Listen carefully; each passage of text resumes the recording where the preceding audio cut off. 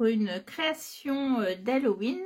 La marque Sokai a lancé un défi sur son groupe Facebook pour de faire une création pour Halloween. Après, je ne sais plus exactement ce qu'il y a dans les détails. Alors, je ne sais pas si vous allez entendre, il y a une grosse mouche qui est apparue. Oui, il y a encore, comme il fait des moments où il fait chaud, ben, on a encore des moustiques aussi. Je me suis fait piquer d'ailleurs. Si vous voyez là, et ce n'est qu'une partie. Bref, j'en étais où? Moi, je vous parlais d'Halloween. Et forcément, moi, j'adore Halloween. J'aime beaucoup Sokai. Et du coup, ben, j'ai décidé de participer à ce défi. Mais avant de réaliser ce défi avec vous, je vous montre un petit peu le classeur que j'ai créé pour ranger. La dernière fois, je vous parlais de ces créations d'Halloween un peu volantes que j'avais et que je voulais ranger. Donc, j'ai fait un classeur que j'ai monté moi-même avec un système de mécanisme classeur que j'ai pris à la Fée du Scrap. J'ai pris un papier noir Lily Pot de Colle et celui-ci, je crois que c'est Artemio, il n'est pas autocollant. J'aime beaucoup la couleur.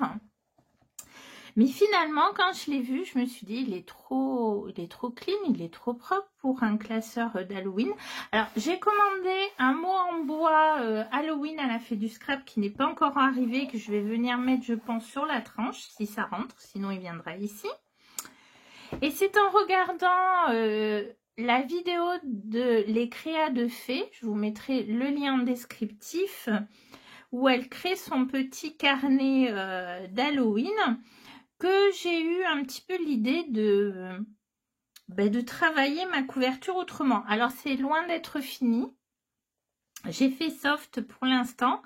Je me laisse le temps de la réflexion. J'aimerais trouver des coins en métal qui apportent aussi un petit côté livre. Je vous montre juste ici, j'avais découpé avec une perfo bordure dans le fameux papier collant Lily Pot de Colle. Vous voyez cette bande, j'ai galéré parce que justement c'est collant, donc en fait dans la perfo ça s'abîmait et j'ai absolument pas réussi à le faire de ce côté.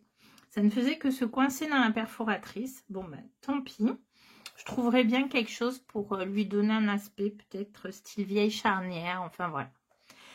Ici, c'est un dies, mes petits ciseaux. Je vais aller vous le chercher.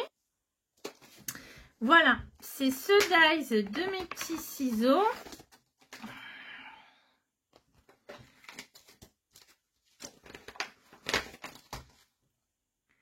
Que j'ai découpé plusieurs fois, peut-être 4 fois, je crois, pour faire une épaisseur.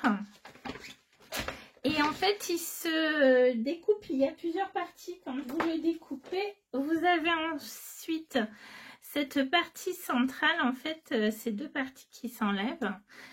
Et du coup, j'ai superposé mes 4 découpes du cadre. Et pour ce qui est de l'intérieur, par contre, j'en ai mis qu'une.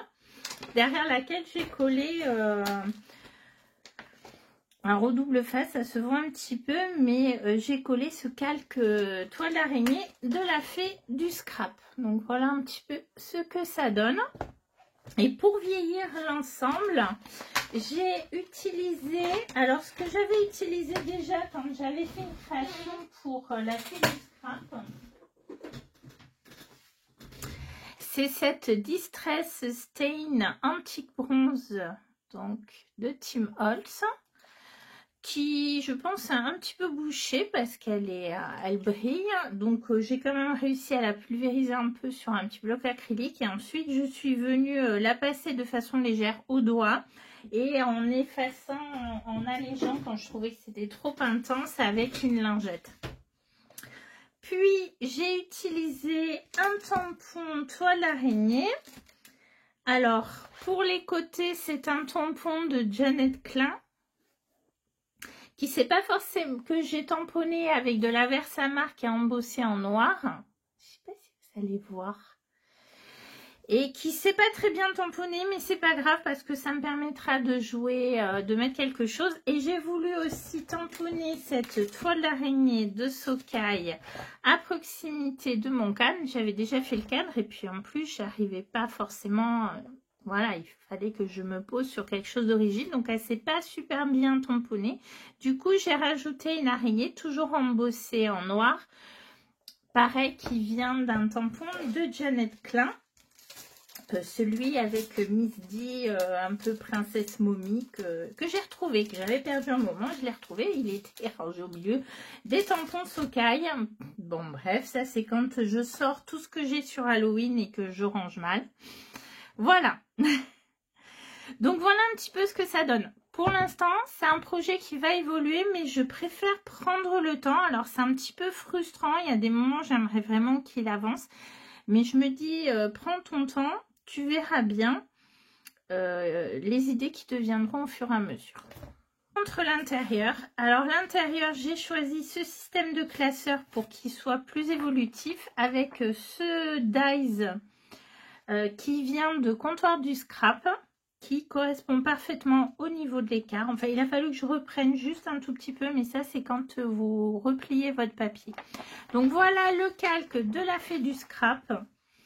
Ici, j'ai utilisé un papier, alors qui n'est pas une collection d'Halloween, mais je trouvais que ça collait pas mal. C'est un papier de Scrap by Fleur de Lune, qui est une collection Alice au Pays des Merveilles. Voilà.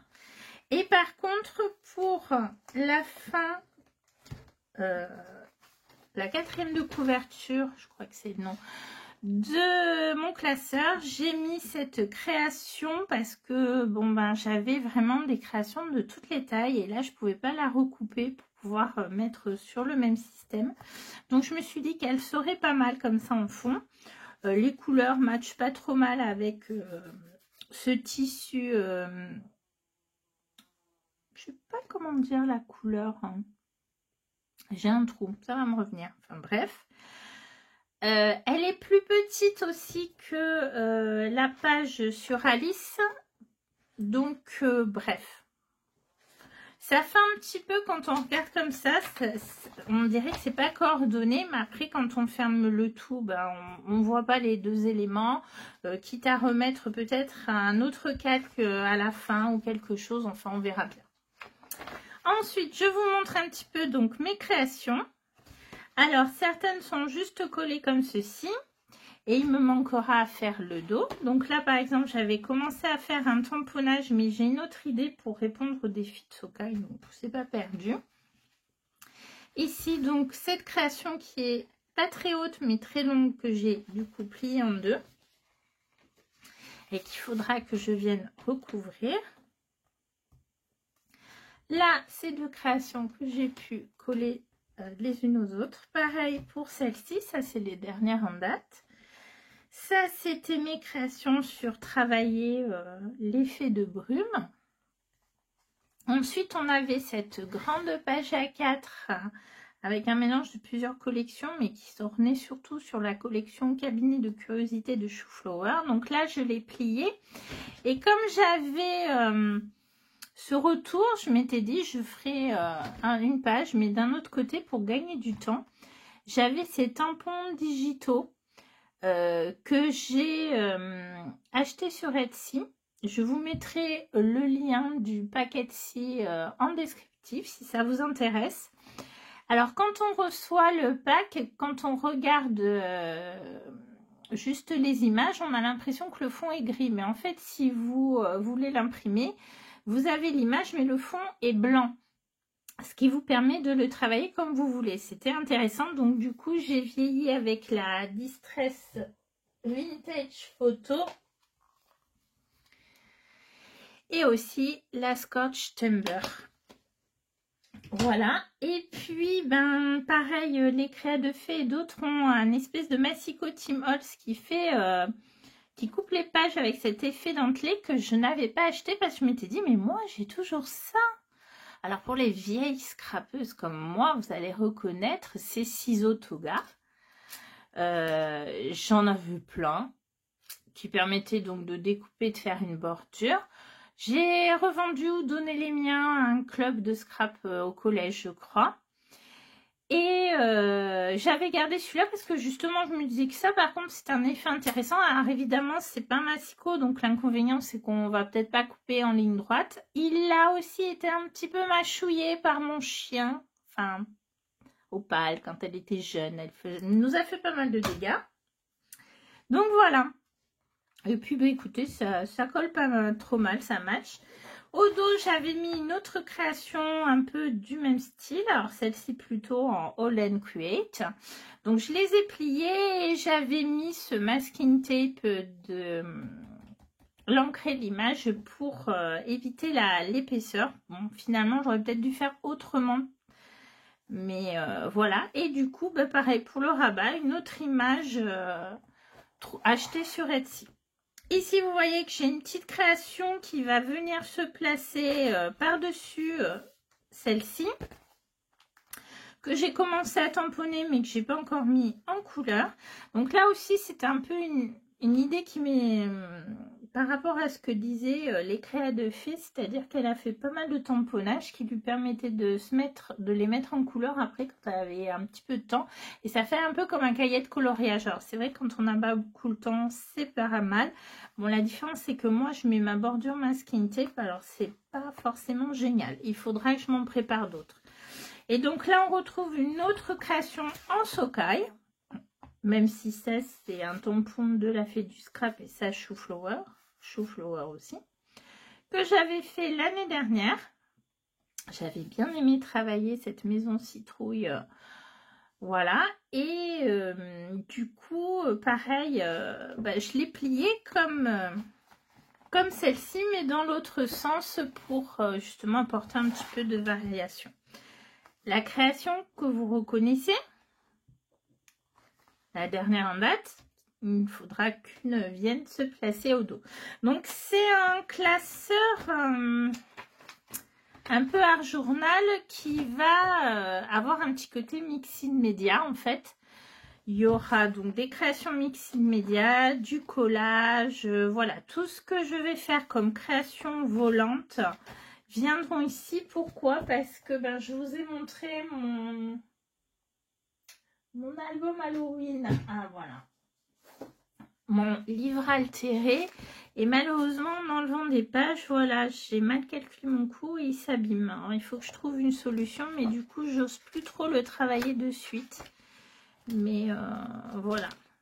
J'aime beaucoup quand même ce petit carnet d'Halloween et ce que j'y avais travaillé. Donc, il faudra que j'essaye quand même de le sauver. Et vous voyez, là, j'avais travaillé la couverture.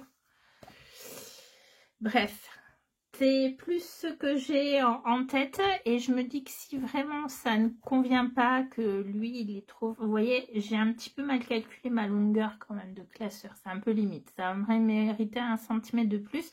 Mais il fait quand même déjà...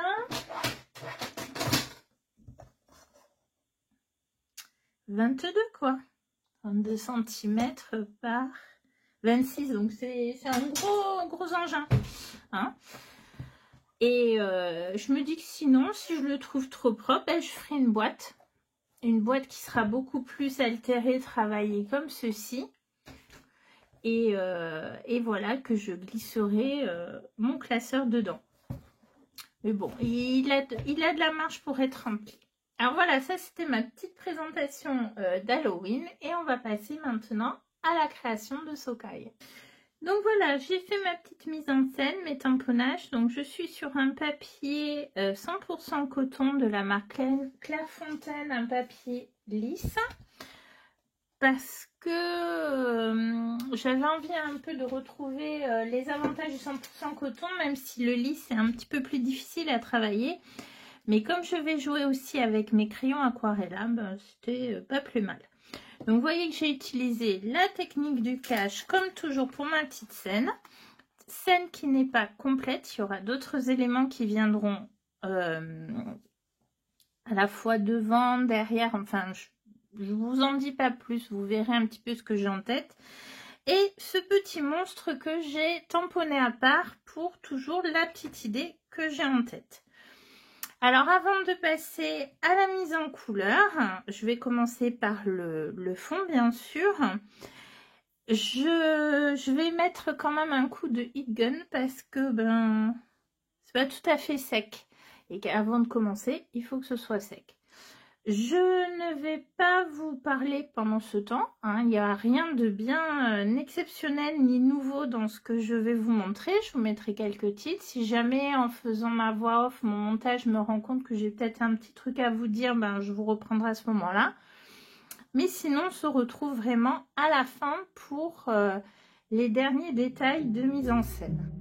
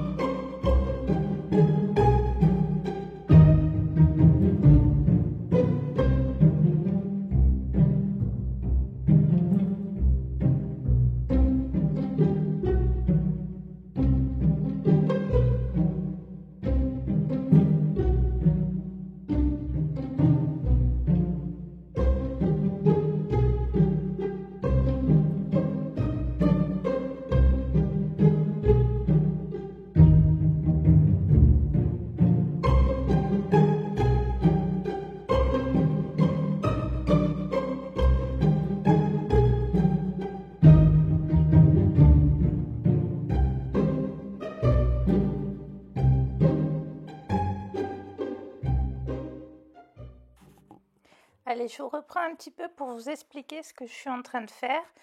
En fait, je me suis rendu compte que les distress oxydes, comme leur nom l'indique, ont un peu de craie comment dire, dans leur composition et elles ont tendance à être assez couvrantes. Les distress aussi quand même.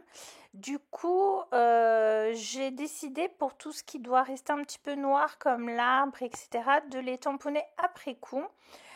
Histoire de ne pas avoir à trop les retravailler, surtout que vous m'avez vu un petit peu galérer. En effet, mon encre distress est vraiment un peu vieille, un peu usée. Donc voilà. Je galère quand même en utilisant la planche à tamponner. D'ailleurs, le tampon Kling, lui, c'est mal tamponné parce que je pense qu'il aurait fallu un support plus souple dessous quand même. Mais bon, je vais devoir un petit peu retravailler.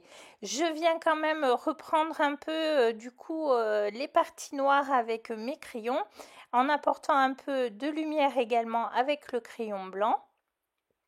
C'est toujours important de conserver une zone de lumière pour justement créer une sorte de relief de 3D. Bon, avec le recul, je me dis que tout ça est un petit peu sombre autour de personnages qui sont assez sombres, ça les fait pas assez ressortir. Il aurait peut-être fallu que je choisisse d'autres couleurs, des éléments un petit peu plus contrastants peut-être.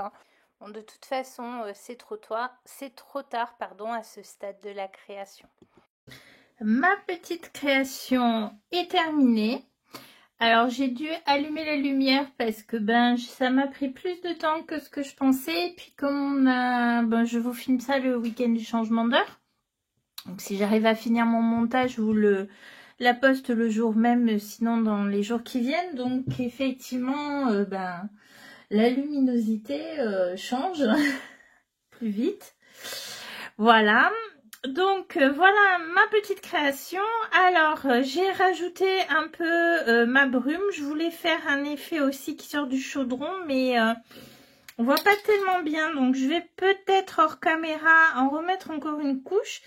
Mais j'avais beau me nettoyer les doigts, j'avais les doigts très sales et en fait vous voyez j'ai un peu taché par endroits la création.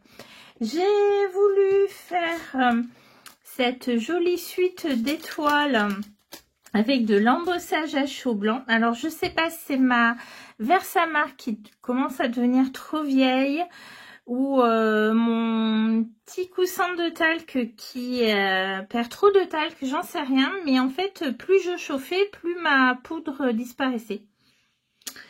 Donc, j'ai repris un petit peu au Posca, mais c'est vraiment pas très joli. Ça n'a pas rendu comme je voulais. Alors, vous, par la caméra, ça ressortira peut-être mieux, mais bon. Donc, voilà ma petite colorisation. Je sens quand même que ma page est encore un peu humide. Et le petit côté magique, il faut dire abracadabra. Et en fait, voilà. Oups. Il a son petit bras. Voilà. Je vais peut-être agrandir un peu plus. Qui sort en fait cette petite sorcière choupinette. Bon, le choupinette quand même, hein, avouez. Et ces petits acolytes, enfin surtout le chat avec les livres. Elle est allée donc à la pleine lune. Il y a une petite constellation qui dit que c'est une nuit un petit peu spéciale. Moi, je me suis fait tout un petit film quand même dans mon histoire. Et elle s'amuse à mélanger ses potions pour créer des monstres adorables. Donc elle a déjà créé celui-ci, elle a ranimé une sorte de momie monstre toute choupie. Et ça, c'est son dernier en date, un petit peu endormi. Je vais lui reprendre un peu ses yeux. Mais voilà. Voilà ma petite page d'argent. Alors je vous montre mon petit mécanisme derrière. Donc c'est pour ça qu'en fait je l'avais fait sur une bande de papier à part. Ensuite, je suis venue faire un petit peu à l'aquarelle gris de Pain. Voilà. Une espèce d'effet de fumée. Puis, j'ai détouré. Mais ici, derrière, voilà. J'ai fait une fente au-dessus du chaudron pour y insérer mon petit monstre. J'ai laissé une bande sous ses pieds que j'ai sur laquelle j'ai mis du double face et encore un papier. pour pouvoir ensuite, avec un autre papier un petit peu plus large, je place avec du scotch, bloquer pour pas qu'il sorte complètement, parce que je ne veux pas, justement, qu'il sorte complètement. Alors, ça y est, je sais pourquoi. C'est être un petit peu fragile. Bon, il est possible qu'il devienne un monstre avec un seul bras à force, hein, si je fais trop marcher le mécanisme. Alors, comment je vais l'insérer dans mon classeur avec le mécanisme? Je ne sais pas encore. Mais je trouverai. Donc, j'ai un petit peu changé de couleur aussi. Bon, on a quand même du vert et du bleu. Mais c'est vrai qu'en regardant tout ce que j'avais réuni dans ce classeur, je trouve que je tourne beaucoup autour des mêmes couleurs. Alors, c'est un petit peu parce que c'est Halloween, que j'aime bien le faire de nuit, etc. Je sais pas, peut-être que ça viendra là, mais le problème, c'est qu'il faut que le mécanisme soit caché. Donc, je sais pas encore comment je vais faire. Mais c'est pour ça aussi que j'ai voulu un petit peu changer de couleur. J'ai commandé des pâtes néon un peu fluo de Simon Hurley que je dois recevoir. Donc, je les avais pas encore là. Alors, c'est à tester et aussi tester un petit peu des combos différents pour Halloween. Même si là, finalement, on tourne encore sur le jaune, le bleu, le noir et le vert. Mais voilà. Ben, écoutez, dites-moi si cette petite vidéo vous a plu. Donc, dans ce cas-là, n'oubliez pas le petit pouce en l'air. Et puis, de vous abonner à ma chaîne, si ce n'est pas déjà fait. Et puis, si jamais vous reprenez l'idée, si vous refaites un petit peu une création dans cette idée, ben, n'hésitez pas à me taguer pour que je puisse aller voir votre création. Je vous remercie d'avoir suivi cette vidéo et je vous dis à bientôt.